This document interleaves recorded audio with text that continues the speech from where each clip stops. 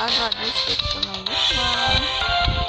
I understand it's probably safer not to drink tea and what about the rest? Did you sign that too? I made this one ages ago. I wasn't sure it's still be in style, but I guess it's a good thing. Fashion goes in cycles.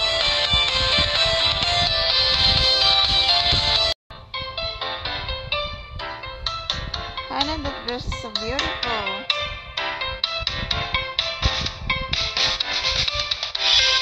Russian cricket was really running in her dress. I mean, it look beautiful and everything, but that dress is incredible. I'm glad you think so. I still can't believe you made a dress for me. I don't know what has everyone in such a great giving mood say, but I won't complain. What do you mean? Liam gave me this when he stopped by my room earlier. You show Hannah the bracelet. Wow, I've never seen so many pearls in one place. I know it's the king and everything, but I give like this. I wish I had something to give him in return. Or you for that matter. Oh, Dina, you don't need to get me anything. Having you here on this trip is all the gift I need. But if you really want to get something for Liam, I saw a jewelry store next door. The sign said they do custom engravings. Hannah leads you into the store after a few minutes of browsing. You see a pair of dignified jade couplets by the counter. Do you think you could get those engraved with something like Napoleon Royal Seal? Hannah takes a step to the shopkeeper at one point. She stops the fold-up picture on her phone. I showed him what the sale looks like. He says it would only take a few minutes. Buying a gift for Liam will unlock special scenes with him after the ceremony. What do you do?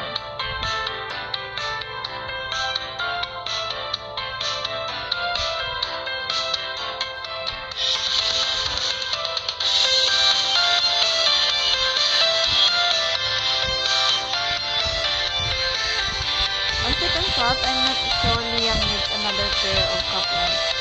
Now that he's in, he probably has a closet full of them. Imagine how long it would take to polish them.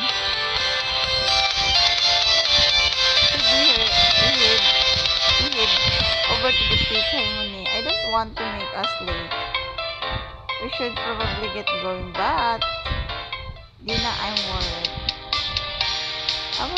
About your dad? I thought things went pretty well with him yesterday. That's part of the problem. After I got home, he spent the whole night talking about how well I must be doing at court to have connections like you. And he started asking me about suitors. Did you tell me about the Neville and Rashad? They've got to be your dad's idea of the perfect bachelor. I did, and he was thrilled. That's what scares me, Dina. The better things go, the more my dad's going to expect me to pursue them. I don't know how to tell him that I could care less about Neville or Rashad, let alone how I feel about you. Hannah.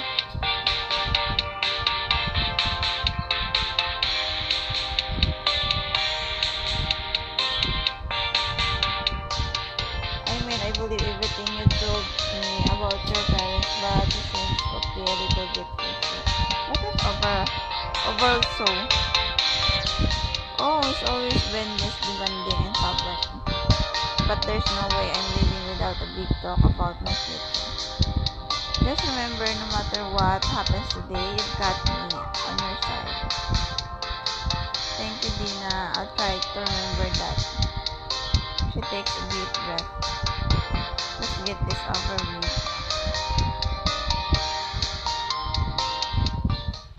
You and Hannah share a ride to a nearby garden, an open-air tea house in the midst of the carefully tended crest and flowers.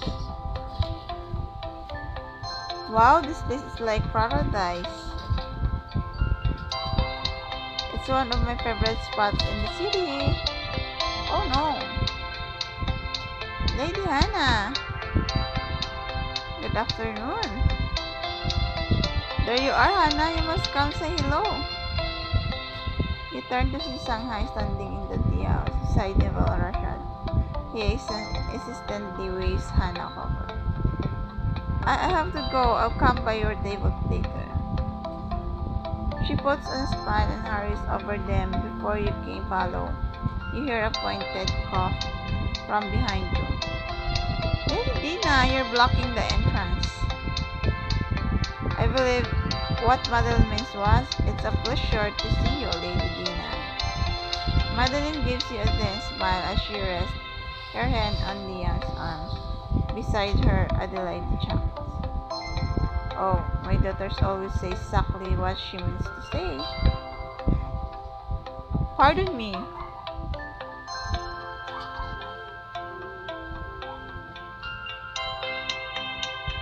Leon shakes his head, trying not to smile as Madeline slips past him without a word. Adelaide winks as she walks by.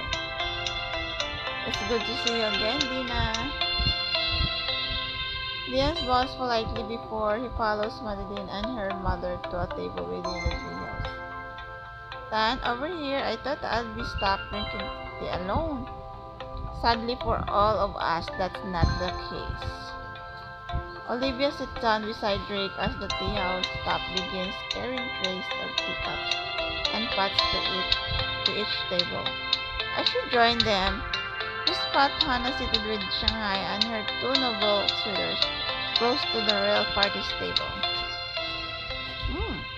Did Madeline send just to sit with us herself?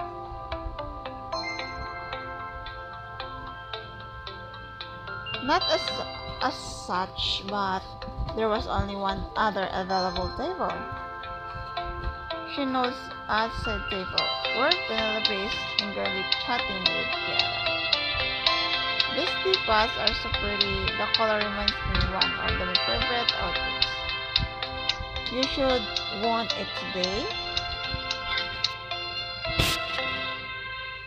Oh no, not one of my outfits, one.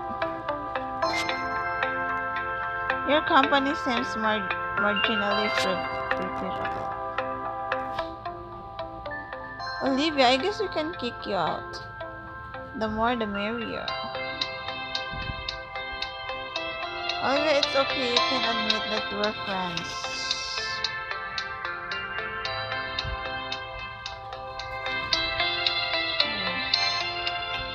You could try, but I have the feeling only one of us is straying in hand-to-hand combat. Is that a treat? Only if you find Fox right to me.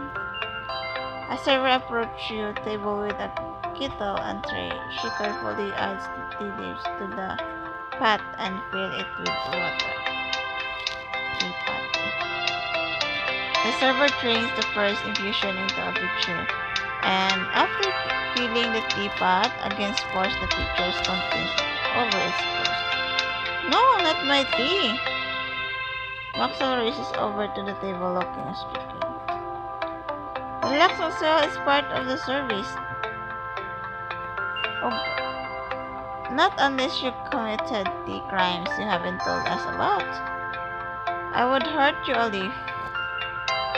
Except by drinking it. Where on earth have you been? Looking into Tariq. Whereabouts we got a tip that he's somewhere in Los Angeles, hiding deep undercover. That figures is of living it up. in Hollywood while you're here cleaning up his mess. I started calling any menswear store whose price tags start at 3 figures, but since we're on opposite sides of the Pacific, they're all closed.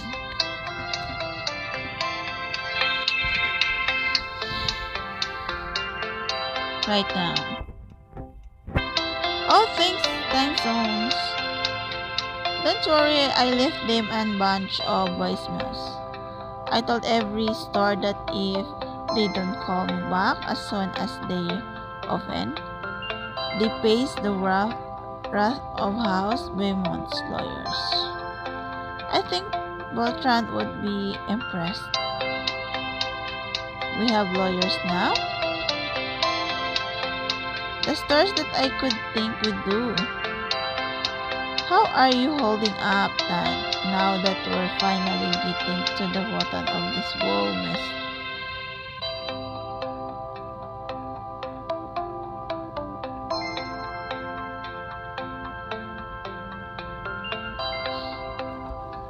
After everything he's put you through, he deserves whatever comes to him. People say that vengeance is a best served cold, but trust me, deanna, it's a delicacy at any temperature. How can you be so scary but so cool at the same time? It's a gift or a curse. Your server finished reading the second infusion of tea and forced each of you a cup. Wow, I thought the shelf wine had lawyers, but this tea understones have understones. Greg sniffs his cup and takes a tentative sip. Strong stuff.